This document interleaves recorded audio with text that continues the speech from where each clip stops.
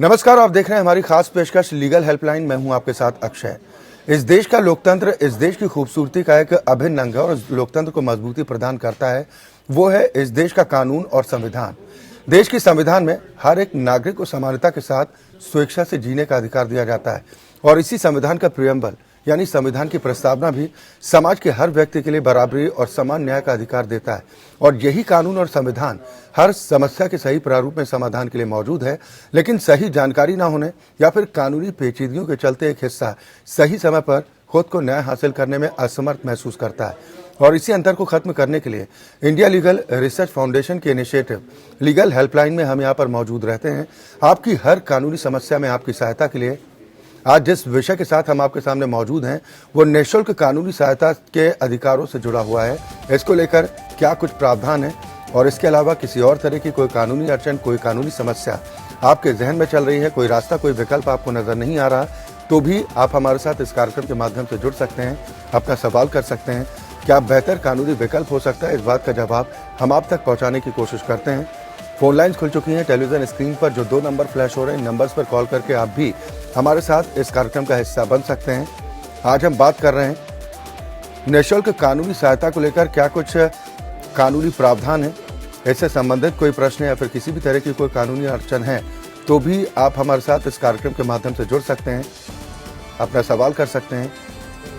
क्या बेहतर कानूनी विकल्प हो सकता है, इस बात का जवाब हम आप तक पहुँचाने की कोशिश करते हैं। हमारा विषय आज का निःशुल्क कानूनी सहायता से संबंधित है। इसके अलावा किसी भी तरह की कोई कानूनी अड़चन है तो भी आप हमारे साथ इस कार्यक्रम के माध्यम से जुड़ सकते हैं। लीगल हेल्पलाइन आपका अपना शो है। इस शो के माध्यम से आप भी हमारे इस कार्यक्रम का हिस्सा बन सकते हैं।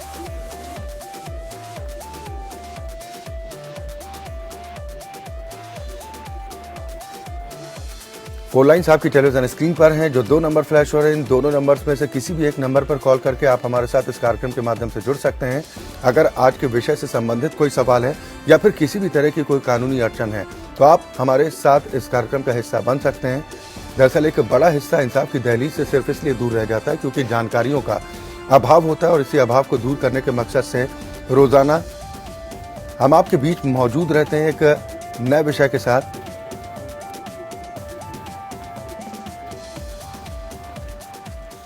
और आज इस विषय पर ज्यादा चर्चा और बातचीत के साथ 2 खास मेहमान हमारे साथ मौजूद हैं। सबसे पहले अपने दर्शकों की मुलाकात अपने आज के इन सम्मानित दोनों अतिथियों से। कपिल कौशिक जी हैं, आप अधिवक्ता हैं दिल्ली हाईकोर्ट के। साथ ही वीरेंद्र मिश्र जी हमारे साथ जुड़े हैं, अधिवक्ता हैं इलाहाबाद हाईकोर्ट की लखनऊ बेंच के। बहुत स्वागत है आप दोनों मेहमानों का हमारे साथ इस कार्यक्रम में शामिल होने के लिए। शुरुआत कपिल कौशिक जी मैं आपसे करूंगा। फ्री लीगल एड को लेकर क्या कुछ व्यवस्था है कानून? जी, फ्री लीगल एड हमारे संवैधानिक व्यवस्था का सबसे ही महत्वपूर्ण अंग है। जैसे कि संविधान के प्रेम्बल से ही स्पष्ट होता है कि जो मेन मोटिव है that is to procure justice social, economical and political to all its citizens. Second article 14(1) वो भी इक्वलिटी बिफोर लॉ करता है। आर्टिकल 21 जो कि लाइफ और लिबर्टी का अधिकार देता है। आर्टिकल 22(2) जो कि अपनी पसंद का एडवोकेट चुनने का अधिकार देता है। और सबसे महत्वपूर्ण आर्टिकल 39A जो ये बताता है कि किसी को भी केवल इस वजह से न्याय ना मिले ऐसी कंडीशन नहीं होनी चाहिए कि उसके पास अफोर्ड नहीं कर सकता था वो, क्योंकि वो सोशल या इकोनॉमिकल वीकर था। तो इसके लिए एक राइट दिया गया। एक कमेटी बनी 1980 में जस्टिस PN भगवती के नेतृत्व में और उसकी रिकमेंडेशन पे एक एक्ट पास हुआ, लीगल सर्विस अथॉरिटी एक्ट 1987। और उसमें एक अधिकार मिला काफ़ी सारे इंडियन सिटीजन्स को कि वो निःशुल्क कानूनी सहायता ले सकता है अगर उसको जरूरत पड़ती है। और वो किसी भी कोर्ट में, चाहे वो सिविल कोर्ट हो या क्रिमिनल कोर्ट हो, रेवेन्यू कोर्ट हो या कोई ट्रिब्यूनल हो, केस करना है या डिफेंड करना है, किसी भी कंडीशन में उसको यूज़ कर सकता है। चलिए, बिल्कुल और भी तमाम बारीकियों को हम समझने का प्रयास करेंगे कि आवेदन करने की प्रक्रिया क्या होती है, कौन कौन आवेदक हो सकता है, क्या सभी तरह के केसों के लिए व्यवस्था है फ्री लीगल एड हासिल करने की। लेकिन एक दर्शक हमारे साथ मध्य प्रदेश की व्यावसायिक राजधानी इंदौर से जुड़े हैं, सुशील जी हमारे साथ हैं। बहुत स्वागत है आपका। सवाल कीजिए सुशील जी, क्या परेशानी? हेलो जी सुशील जी, आवाज आप तक पहुंच रही है तो आप अपना सवाल कर सकते हैं। हेलो सुशील जी, मेरी आवाज पहुंच रही है आप तक? हेलो चलो शायद संपर्क नहीं हो पा रहा है। मुनीर अगले दर्शक हमारे साथ जुड़े हैं। मुनीर साहब सवाल कीजिए, क्या परेशानी है? सर मुद्रा लोन के बारे में जानकारी लेना चाह रहे थे, प्रधानमंत्री वाली। जी सवाल कीजिए। हेलो जी मुनीर साहब क्या समस्या है, आप सवाल कीजिए, क्या जानना चाहते हैं आप? सर समस्या ये है, जैसे हमने आपका नंबर की किताबें हैं उनमें से निकाला है कि प्रधानमंत्री योजना से भी लोनें मतलब मिल रही हैं मुद्रा योजना से। हेलो आपकी आवाज़ हम तक ठीक ढंग से नहीं पहुंच पा रही है, लेकिन आपका नंबर हम तक पहुंच गया। हम कोशिश करेंगे कि आपके नंबर पर कॉल करके जो भी आपकी जो सहायता हो सकती है कानूनी दृष्टि से, वो हम आप तक ज़रूर पहुंचाने का प्रयास करेंगे। लेकिन अपने दर्शकों से एक अपील भी करते हैं कि जिस वक्त आप हमें कॉल करते हैं उस वक्त आप अपने टेलीविज़न का वॉल्यूम पूरी तरह से बंद रखें, ताकि आपकी आवाज़ हम तक बेहतर तरीके से पहुंच पाए और आपके सवालों का वाजिब उत्तर भी हम आप तक पहुंचा पाए। फोन लाइन्स लगातार आपकी टेलीविज़न स्क्रीन पर है और जो 2 नंबर फ्लैश हो रहे हैं, इन नंबर्स पर कॉल करके आप हमारे साथ इस कार्यक्रम का हिस्सा बन सकते हैं। रांची से विकास अगले दर्शक हमारे साथ हैं, स्वागत है आपका। सवाल कीजिए विकास जी, क्या परेशानी? ऐसा है कि रेलवे पुलिस के द्वारा चोरी जी। के एक कांड का अभियुक्त बताकर मुझे घर पर सम्मन दिया। क्योंकि मैं किसी कांड में कभी भी लिप्त नहीं रहा हूं, परंतु चार्जशीट के पश्चात सम्मन से घबरा गया हूं। हाँ। काफी छानबीन से पता चला कि मेरा एक मौसेरा भाई जो आपराधिक किस्म का युवक है, उक्त कांड का वास्तविक अभियुक्त है। पकड़ाए जाने पर मेरा नाम एवं पता बताकर जेल गया था और जेल से मेरे ही नाम से जमानत करवा लिया था और अब विचारण में मेरे ही नाम से हाजिरी देता है। क्योंकि नाम एवं पिता का नाम एवं पता मेरा है, तो ऐसी स्थिति में न्यायालय से अपना नाम कैसे हटाया जाए? एवं चलिए, बिल्कुल आपको परेशान होने की जरूरत नहीं है विकास जी। वीरेंद्र मिश्रा जी, क्या इनके पास विकल्प बचता है, ये क्या कदम उठाएं? ये कोर्ट में अपीयर हो, कोर्ट में अपीयर होकर के अपनी बात बताएं वहां पर कि और इनके पास कई रेमेडीज हैं। अभी ये इन्होंने तो अभी वो अपीयर ही नहीं हुए। फर्स्ट ऑफ ऑल अगर ये चाहे तो पहले अभी हाईकोर्ट अप्रोच करें, वहां पर बताएं कि साहब जब ये जो इनको समन्स हैं, that someone should be state, और लिटरली अगर ये वो है ही नहीं तो पहले वो रिप्रेजेंट तो करें, कहें तो अपनी बात को वहां पर। अभी तो उन्होंने अपनी बात को वहां रिप्रेजेंट ही नहीं किया, ना ही लोअर कोर्ट में कहा है, ना ही इसके अगेंस्ट अभी वो कहीं गए हैं। तो ये क्या कदम उठाएं, कैसे, कहां पर, किनसे मुलाकात करें, कैसे आवेदन करें कोर्ट के समक्ष, ताकि इनकी बात को सुना जाए? वो जो इनको सम्मन इनको मिला हुआ है, इस सम्मन की कॉपी को लेकर के, अगर इन्वेस्टिगेशन कंप्लीट है, चार्जशीट की कॉपी और सम्मन को लेकर के ये हाईकोर्ट अप्रोच करें। हाईकोर्ट इनकी जो भी ग्रीवेंसेस है उसको रिड्रेस करेंगे, उसके परसुएंस में तब ये यहाँ पर ट्रायल कोर्ट जाएंगे, तो ज्यादा कन्वीनियंट होगा इनके लिए। चलिए, बिल्कुल उम्मीद करते हैं विकास जी, जो तरीका आपको अभी वीरेंद्र मिश्रा जी की तरफ से बताया गया, आप वो तरीका सबसे पहले अपनाइए, तो निश्चित तौर पर जो आपकी परेशानी है उससे आपको छुटकारा जरूर मिलेगा। हम अपने दर्शकों से भी बार बार अपील करते हैं कि किसी भी तरह की कोई कानूनी अड़चन है, कोई रास्ता, कोई विकल्प आपको अगर नजर नहीं आ रहा है, तो अब आपको बिल्कुल भी परेशान होने या फिर घबराने की जरूरत नहीं है। हम यहाँ पर मौजूद हैं आपके निःशुल्क कानूनी सहायता के लिए। फोन लाइन्स लगातार आपकी टेलीविजन स्क्रीन पर हैं, जो नंबर फ्लैश हो रहे हैं, नंबर्स पर कॉल करके आप हमारे साथ इस कार्यक्रम का हिस्सा बन सकते हैं। बस्ती से एक और कॉलर नरेंद्र जी हमारे साथ जुड़ रहे हैं, स्वागत है। सवाल कीजिए नरेंद्र जी। जी सर, मेरी आवाज सुनाई दे रही है? जी, क्या परेशानी है? सर, सन 97 में मेरे पिताजी गायब हो गए थे जी। और क्या बोलते हैं, उनके गायब होने के बाद मेरी माताजी ने बस्ती कोतवाली में तहरीर लिखाई जी, जिसकी कापी हमारे पास है, उसको एफआईआर में नहीं बदला गया, जिसकी वजह से मेरे पिताजी का क्या बोलते हैं, जो भी मतलब उनके नाम पर जो संपत्ति वगैरह है जी, वो क्या बोलते हैं हम लोगों के नाम नहीं हो पा रही है सन 70 से। क्या करना चाहिए कपिल कौशिक जी ने? जी, एक तो एफआईआर में काफ़ी डिले कर दिया है, 97 का केस है, अभी एफआईआर होना काफ़ी मुश्किल होगा क्योंकि उस डिले को एक्सप्लेन नहीं कर पाएंगे ये कोर्ट में कि क्यों नहीं की। दूसरा, अभी भी इनके पास राइट है, ये एसडीएम ऑफिस में जाके एडमिनिस्ट्रेटिव लेवल पर सर्वाइवर सर्टिफिकेट ले सकते हैं, जो बाद में काम आ सकता है इनकी प्रॉपर्टी को अपने नाम ट्रांसफर कराने के लिए। और साथ ही सिविल जज के पास भी एप्लीकेशन डाल सकते हैं, प्रोबेट ले सकते हैं तो इनके पास काफ़ी सारे रास्ते अभी भी हैं, लेकिन डिले को थोड़ा इन्हें एक्सप्लेन करना पड़ेगा। जैसा कि ये कह रहे हैं कि पुलिस पे कंप्लेंट की थी, इनकी माता जी की तरफ से कंप्लेंट की गई थी, लेकिन एफआईआर में तब्दील नहीं किया गया था। कंप्लेंट तो इनकी ले ली गई थी, लेकिन एफआईआर नहीं लिखी गई थी। तो इस बेसिस पे भी कुछ इन्हें राहत मिल सकती है कि अगर उस कंप्लेंट की कॉपी इनके पास हो? हाँ, उस कंप्लेंट की कॉपी तो काम आएगी कि इन्होंने तो अपना काम किया, पुलिस ने अपना काम नहीं किया। ये चाहते तो बाद में उसको 156(3) में डालकर एफआईआर करा सकते थे, जो इनकी साइड से नहीं हुआ। लेकिन जो भी इन्वेस्टिगेशन है, अभी वो इनके पास एक प्रूफ तो है कि इन्होंने अपनी ओर से पूरा एक्शन लिया। चलिए, बिल्कुल उम्मीद करते हैं जो सवाल आपका नरेंद्र जी था उसका वाजिब उत्तर आप तक जरूर पहुंचा होगा, और जो अभी कपिल कौशिक साहब ने आपको तरीका बताया वो तरीका आप अख्तियार करते हैं तो निश्चित तौर पर आपकी जो परेशानी है उससे छुटकारा आपको जरूर मिलेगा। अंबाला से यशपाल शर्मा अगले दर्शक हमारे साथ जुड़े हैं, स्वागत है। क्या परेशानी है शर्मा जी?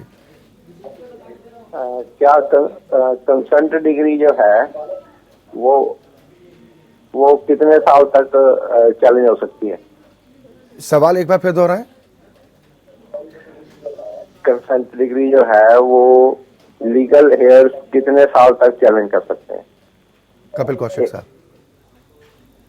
जी, मैं पूरी तरह से समझा नहीं इनका कौन सी डिग्री की बात कर रहे हैं, लेकिन डिग्री एक रीजनेबल टाइम के अंदर, प्रेफरेबली 3 इयर्स के अंदर आप चैलेंज कर सकते थे। अगर ज़्यादा टाइम हो गया तब भी अगर आपके पास कोई जस्टिफाइड रीज़न है जो आप कोर्ट को समझा सकते हैं कि मुझे पता नहीं था, या ये ऑर्डर नहीं था, या ये कोई नई कंडीशंस पैदा हो गई हैं जिसकी वजह से मुझे ये चैलेंज करना पड़ रहा है। यानी कि अगर 3 साल का वक्त गुजर जाता है तो इन्हें उसका कारण बताना होगा कि किस परिस्थिति की वजह से वो डिग्री नहीं करता। हाँ, देखिए 3 साल कंपलसरी नहीं है, क्योंकि इसमें डिग्री का पीरियड हर किसी के लिए होता है। और 3 महीने के अंदर इन्हें चैलेंज करना, चैलेंज का मतलब डिग्री तो फाइनल हो गई, आपको उसके अगेंस्ट जाना था जो आप नहीं गए, तो अब डिले को आपको कंडोन कराना है। तो उसके लिए जस्टिफाइड रीजन बताना है, क्यों करना है, कि क्या नई परिस्थिति आगे जो उस टाइम नहीं थी, तो आपने क्यों नहीं चैलेंज किया, ये कोर्ट को एक्सप्लेन करके आप, अगर कोर्ट सेटिस्फाइड होता है तो खोला जा सकता है। चलिए, यानी कि यशपाल शर्मा जी आपको स्पष्टीकरण माननीय अदालत के सामने देना होगा कि आखिर क्या वजह थी कि इतना विलंब हुआ, और उसके बाद निश्चित तौर पर आपकी सुनवाई जरूर होगी। साथ ही हम अपने दर्शकों से भी बार बार अपील करते हैं कि अगर किसी भी तरह की कोई कानूनी समस्या है तो आप हमारे साथ इस कार्यक्रम के माध्यम से जुड़ सकते हैं। लीगल हेल्पलाइन आपका अपना शो है। इस शो के माध्यम से हम हर दिन एक ऐसे मुद्दे को उठाते हैं जिनका सरोकार आम जनता से होता है, और हम लोगों को जागरूक करने का प्रयास करते हैं, क्योंकि एक बड़ा तबका सिर्फ इसलिए इंसाफ की दहलीज से दूर रह जाता है क्योंकि जानकारियों का अभाव होता है। और आज हम बात कर रहे हैं कि निःशुल्क कानूनी सहायता प्राप्त करने को लेकर क्या कुछ नियम कायदे हैं, इससे संबंधित भी कोई सवाल है तो भी आप हमारे साथ इस कार्यक्रम का हिस्सा बन सकते हैं। वीरेंद्र मिश्रा जी, सबसे पहले ये बताएं कि कौन कौन आवेदन कर सकता है फ्री लीगल एड के लिए? देखिए, 2 चीजें हैं। सबसे पहले तो हमें ये कंफर्म होना चाहिए कि free legal aid and pre legal aid, there are 2 things. जब फ्री लीगल एड किसके लिए है, this is the question. Free legal aid आखिरकार उसके पीछे मकसद क्या है? पूरे कॉन्स्टिट्यूशन में, संविधान जो कि भारत के वर्ष की, जिसे कहते हैं कि पूरा without constitution you can not think about the law, ठीक। अब कॉन्स्टिट्यूशन में आर्टिकल 39A स्पेसिफिकली ये कहता है कि हर आदमी जो इस का राइट है कि वो उसको he should have a free legal add. Now question is कि आखिरकार किसको ये अवेलेबल होगा? ढेर सारे, आप जेल की स्थिति देख लीजिए आज की डेट में क्या है। आज की जेल में, जेल की स्थिति ये है साहब कि वहां पे जेलें भरी पड़ी है। उसमें से कितने सारे लोग ऐसे हैं जिसको प्रॉपरली लीगल एड तक नहीं मिली। उसी चीज को दूर करने के लिए देखिए 2 चीजें हैं। कॉन्स्टिट्यूशनल रेमेडीज तो बहुत अवेलेबल हैं आपके पास, बट क्वेश्चन इज कि कितने लोगों को पता है।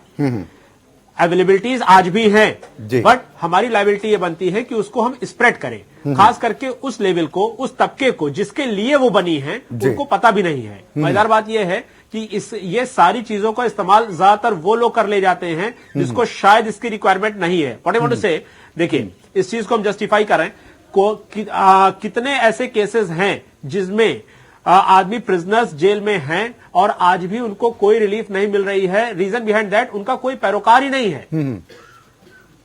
उनका एक आदमी ऐसा पैरोकार नहीं है जो आकर के यहां पर उनकी पैरवी कर सके। लेकिन अब ऐसे लोगों के लिए ही बना हुआ है कि एटलीस्ट उनको स्टेट प्रोवाइड करा रही है, उनको वकील मुहैया करा रही है कि जो उनकी बात को अदालत के सामने रख सके। एक इसको पूरे सिचुएशन को आप दो पार्ट में क्लासिफाई कर लीजिए जी। एक तो वो है कि जिसको जो आदमी जेल में है, या ये यूं कह सकते हैं कि जो आदमी लीगली उस चीज को कंटेस्ट कर रहा है। दूसरा, इस लीगली कंटेस्ट करने से पहले ही उस चीज को रोका जा सकता है। थोड़े से जैसे सपोज दैट आज की डेट में हस्बैंड वाइफ के डिस्प्यूट्स बड़े नॉर्मल से हैं, ठीक है, खूब हो रहे हैं साहब। अब ऐसे सिनेरियो में अगर वो चाहें तो बिफोर, इससे पहले कि वो जाएं किसी मुकदमा करें, एफआईआर लिखाएं, सेक्शन 13 करें, सेक्शन 9 मूव करें, उससे पहले वो चाहें तो सिविल कोर्ट में जाकर के प्री लिटिगेशन मूव कर सकते हैं, जहां पर अगली पार्टी को बुलाकर बाय मींस ऑफ मीडिएशन, मध्यस्थता, एक मीडिएटर बैठ के उनकी चीजों को सुलझा सकते हैं। तो इससे दो फायदे होंगे। एक तो वो लिटिगेशन कम होंगे, जो मुकदमों की संख्या इतनी ज्यादा है वो कम होगी। दूसरी चीज जो पार्टीज, देखिए दो चीज, सपोज दैट आप जिस वक्त तक मामला मीडिएशन में है, आप अपने जज खुद हैं, आप और अगली पार्टी दोनों मिलकर डिसाइड करते हैं कि व्हाट शुड बी डन। जब मामला कोर्ट में चला गया, उस वक्त आपके जज साहब कोई और हैं। अब जो लीगल रेमेडीज हैं वो तय करेंगी, कानून तय करेगा क्या होना है। अब ढेर सारे ऐसे लोग हैं जिसको ये कानूनी रेमेडीज अवेलेबल ही नहीं हो पाती है। क्यों? Due to financial crisis. चलिए, बिल्कुल, इसीलिए आज हम इस विषय को चर्चा में भी लेकर आए हैं कि इसका फायदा कैसे लिया जा सकता है और क्या लोगों में इतनी अवेयरनेस है कि उन्हें पता है कि उन्हें कानूनन क्या कुछ अधिकार हासिल है, कि अगर वो फ्री लीगल एड चाहते हैं तो उसके लिए क्या कुछ प्रक्रिया है। एक दर्शक हमारे साथ जुड़ गए, उनका सवाल पहले ले लेते हैं। प्रदीप जी हमारे साथ मुजफ्फरनगर से हैं, बहुत स्वागत है, अपना सवाल कीजिए प्रदीप जी। प्रदीप जी, आवाज पहुंच रही है आप तक? हाँ जी, हाँ सर। क्या परेशानी है? नमस्कार सर। नमस्कार। हाँ जी, आ रही है सर। ये हमारा करीब 1 साल पहले हमारा लड़का लव मैरिज करके लड़की ले आया था सर। ठीक है जी। जी।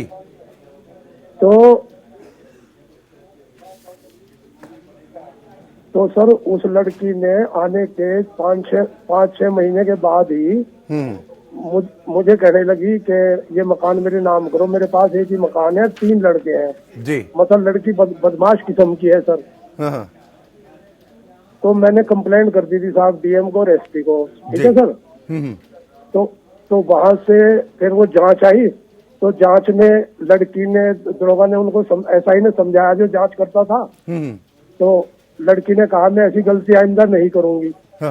और वो कॉपी मैंने भी दरोगा जी से ले ली थी।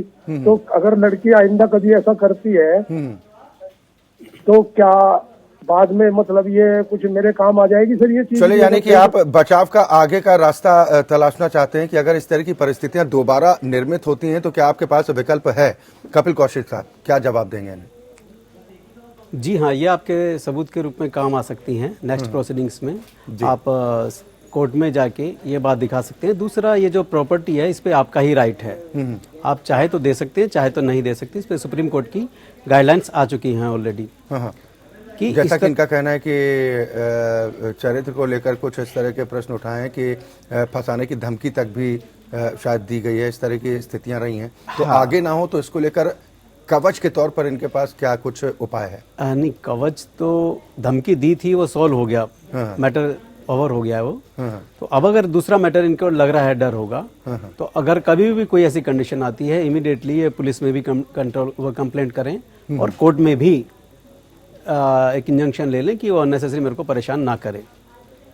चले, बिल्कुल उम्मीद करते हैं सही होगा, अदरवाइज तो उम्मीद करते हैं प्रदीप जी, जो तरीका भी आपको कपिल कौशिक साहब ने बताया, आप वो तरीका अपनाएं तो आपको जो डर है कि आने वाले वक्त में कहीं फिर किसी मुसीबत में आप ना फंसें, तो ये डर आपका काफी हद तक दूर होगा। हम अपने दर्शकों से भी अपील इसीलिए बार बार करते हैं क्योंकि एक बड़ा तबका इंसाफ की दहलीज से सिर्फ इसलिए दूर रह जाता है क्योंकि जानकारियों का अभाव होता है। आज हम बात निःशुल्क कानूनी सहायता के अधिकारों की कर रहे हैं कि क्या इसके प्रति वाकई में लोग जागरूक हैं और निःशुल्क कानूनी सहायता देने के पीछे जो मकसद था, क्या वो मकसद पूरा हो रहा है? एक और दर्शक आनंद जी हमारे साथ जुड़ गए हैं, बहुत स्वागत है, सवाल कीजिए आनंद जी। सर, ये मेरा प्रश्न यह है कि जब हम एफआईआर करने जाते हैं तो अक्सर थाने वाले जी एफआईआर के लिए हमसे पैसा लेते हैं। तो सर एफआईआर कितने तरीके के होते हैं? यदि हम थाना में एफआईआर नहीं करना चाहे तो क्या कोर्ट में भी हम एफआईआर कर सकते हैं? इसका आंसर मुझे चाहिए। वीरेंद्र मिश्रा जी जवाब दीजिएगा। जी जी, इनके पास ये राइट है कि अगर ये थाने जा रहे हैं, वो उनकी एफआईआर नहीं लिख रहे हैं, उनकी एफआईआर नहीं लिख रहे हैं, तो इनको पूरा राइट है कि ये एसपी को एक एप्लीकेशन लिखे और एप्लीकेशन लिखने के बाद ये डिस्ट्रिक्ट कोर्ट में जाकर के सेक्शन 156 सब क्लॉज 3 156(3) की दरखास्त दे। वहां पर कोर्ट उनके खिलाफ यहां पर एफआईआर के लिए ऑर्डर कर सकती है या as a complaint case treat करा सकती है। कोर्ट से इनको पूरी रेमेडी मिल सकती है। और जैसा कि एक चीज और भी कहना चाहूंगा, जैसा इनका ये कहना था कि पुलिस कंप्लेंट लिखने के नाम पर अगर रिश्वत की मांग करती है तो इनके पास और क्या विकल्प हो सकते हैं अपनी शिकायत दर्ज कराने के? तो सीधा 156(3) के साथ कोर्ट जाकर कर सकते हैं। जी, ये बिल्कुल कर सकते हैं। उसके साथ साथ ये सिनेरियो ये है कि इनको हिम्मत जुटानी चाहिए, इनको स्पेसिफिकली बाय नेम एक एफआईआर तो उस कंटेंट की कराएं जिसके लिए ये एफआईआर लिखाने जा रहे थे।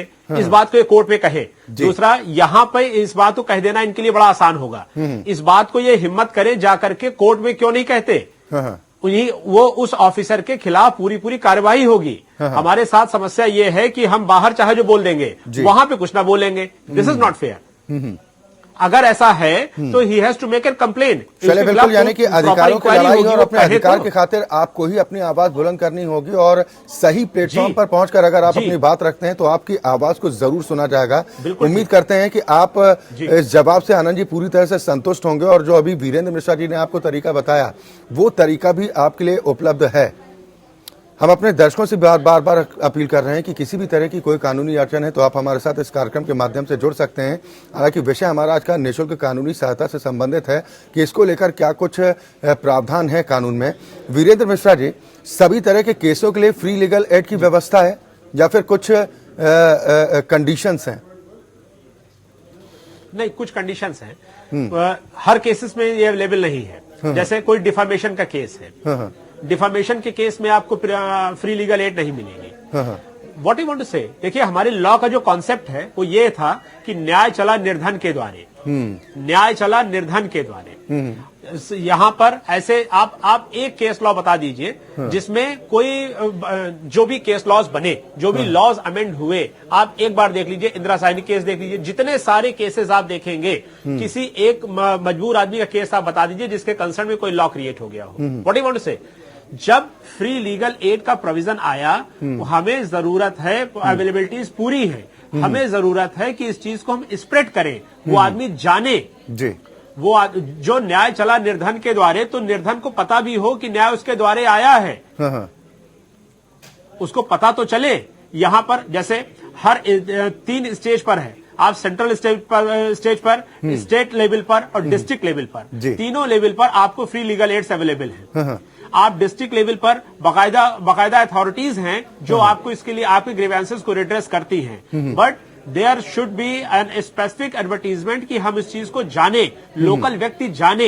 एक आम आदमी, मैं एक एग्जांपल दे रहा हूं, एक आम आदमी जिसको, जो नए शहर में जाते हैं, जो निर्धन लोग हैं, गरीब लोग हैं, जिसको कुछ नहीं पता, लेकिन अगर उनकी आदतें खराब हैं, अगर वो शराब पीते हैं तो शाम तक ढूंढ लेते हैं कि शराब की दुकान कहां है, पान की दुकान। बिल्कुल, ये एग्जांपल आपने जो सटीक दिया, उम्मीद करते हैं कि दर्शकों को कम से कम इस चीज का अंतर समझ में आया होगा कि अधिकार आपके पास मौजूद हैं, लेकिन उनके बारे में आपको जागरूक होना बेहद जरूरी है और आप में जिज्ञासा इस बात को लेकर होनी चाहिए कि अगर किसी चीज को लेकर कोई कानून बनाया गया है तो उसमें आपको वो कानून अधिकार क्या देता है। कपिल कौशिक जी, एक फाइनल रिएक्शन में आपसे जानना चाहूंगा कि जिस मकसद के साथ ये फ्री लीगल एड की व्यवस्था की गई थी, क्या वो मकसद पूरा होता हुआ नजर आता है और क्या इतना आसान होता है कि अगर कोई निःशुल्क कानूनी सहायता चाहता है, जानकारी होने के बावजूद इतनी आसानी से उसे फ्री लीगल एड उपलब्ध हो पाता है?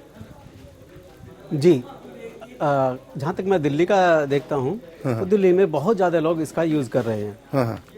और ये एडवर्टाइज कह लीजिए या कुछ कह लीजिए, जैसे ही कोर्ट को भी पता चलता है कि ये अक्षम है, चुका नहीं सकता एडवोकेट की फीस, वो साथ के साथ उसको एडवाइस कर देता है लीगल सर्विस की हेल्प लेने के लिए, निःशुल्क सहायता के लिए। लेकिन अभी भी ऐसे बहुत सारे लोग मिल जाते हैं जिनको पता ही नहीं, वो बहुत गरीब हैं, वो फीस देने में भी किसी भी तरह से सक्षम नहीं है। जी।